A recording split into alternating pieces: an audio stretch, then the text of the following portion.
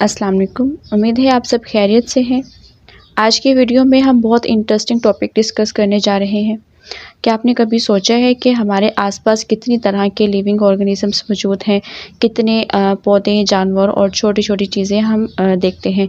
क्या वही सभी है या फिर दुनिया में और भी बहुत कुछ छुपा हुआ है? चलिए आज हम मिलकर ये जानते हैं। Biologists have identified about 2 million kind of organism।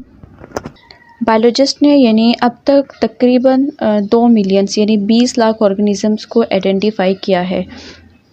अब इसमें से 0.5 millions are the kind of plants and 15 millions are the kind of animals.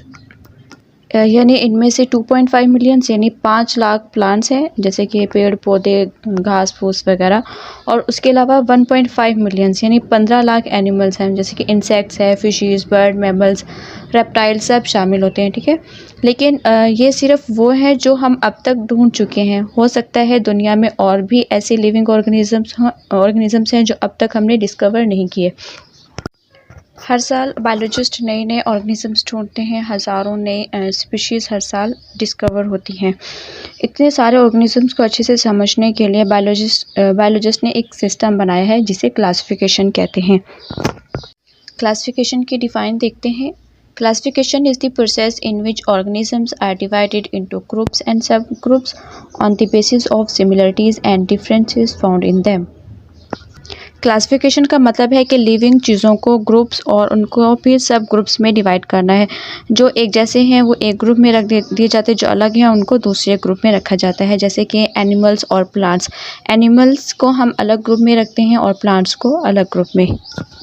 अब है AIIMS and principles of classification. कि क्लासिफिकेशन का मेन पर्पस था कि ऑर्गेनिजम्स को ग्रुप में डिवाइड करना ताकि हम उन्हें आसानी से स्टडी कर सकें। इसके बेसिक 2 एम्स होते हैं, तो देखते हैं what is the first main aim of the classification. Classification का पहला एम क्या था? वो है to determine similarities and differences among organism so that they can be studied easily. Classification का पहला एम ये है कि हम ऑर्गेनिजम्स को उनके सिमिलरिटीज़ और डिफरेंसेस को समझ सकें, इस तरह हमें उन्हें स्टडी करना आसान होता है।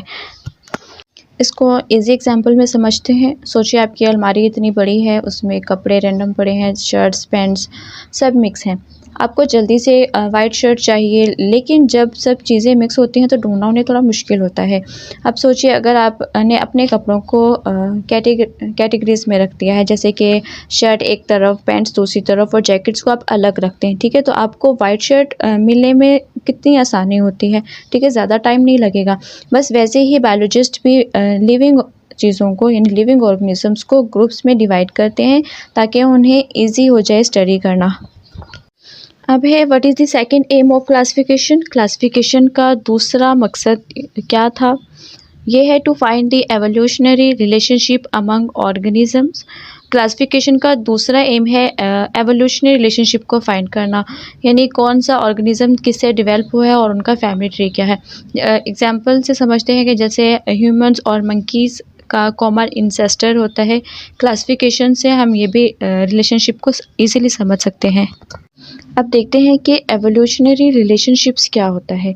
The meaning of evolutionary relationships is how closely organisms are related to each other and which organisms appeared first।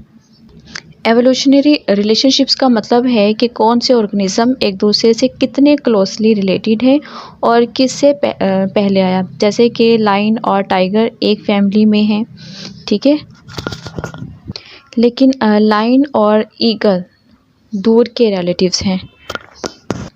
अब ये रिलेटिव कैसे हैं कि लायन और टाइगर जो है रिलेटिव हैं? देखा जाए तो दोनों मैमल्स होते हैं, दोनों के पास फर यानी बाल होते हैं, दोनों अपने बेबीज़ को दूध पिलाते हैं, दोनों का फिज़िकल स्ट्रक्चर यानी हड्डी मसल्स बहुत सिमिलर होते हैं। लेकिन अगर हम बात करें लायन और ईगल का रिलेशन, तो वो ये है कि लायन के पास फर है लेकिन ईगल के पास फीदर्स हैं। लायन जो है बेबी को दूध पिलाते हैं लेकिन ईगल जो है अपने बेबीज़ को मीट खिलाता है। लायन 4 पैरों पर चलता है जबकि ईगल जो है 2 पैर है और 2 पंख रखता है। इसलिए लायन और ईगल दूर दूर के रिलेटिव्स हैं। बायोलॉजिकल फैमिली अलग है, क्लास अलग है। लायन मैमल्स है और ईगल जो है वो एक बर्ड है। तो क्लासिफिकेशन जो है वो हमें ये डिफरेंसेस समझने में मदद करती है। तो आज हमने सीखा कि दुनिया में तकरीबन 2 मिलियन ऑर्गेनिजम्स हैं, जिनमें से कुछ प्लांट्स हैं, कुछ एनिमल्स हैं, और उन सबको समझने के लिए हम उनकी क्लासिफिकेशन करते हैं। उम्मीद है आपको ये लेसन आसान और इंटरेस्टिंग लगा होगा। आप अपने कमेंट्स में ज़रूर बताइए कि आपको सबसे ज़्यादा कौन सी बात पसंद आई। और हाँ, वीडियो अच्छी लगी हो तो लाइक करना मत भूलना, चैनल को सब्सक्राइब कर दें। अल्लाह हाफिज़। मिलते हैं अगली वीडियो में एक नए इंटरेस्टिंग टॉपिक के साथ।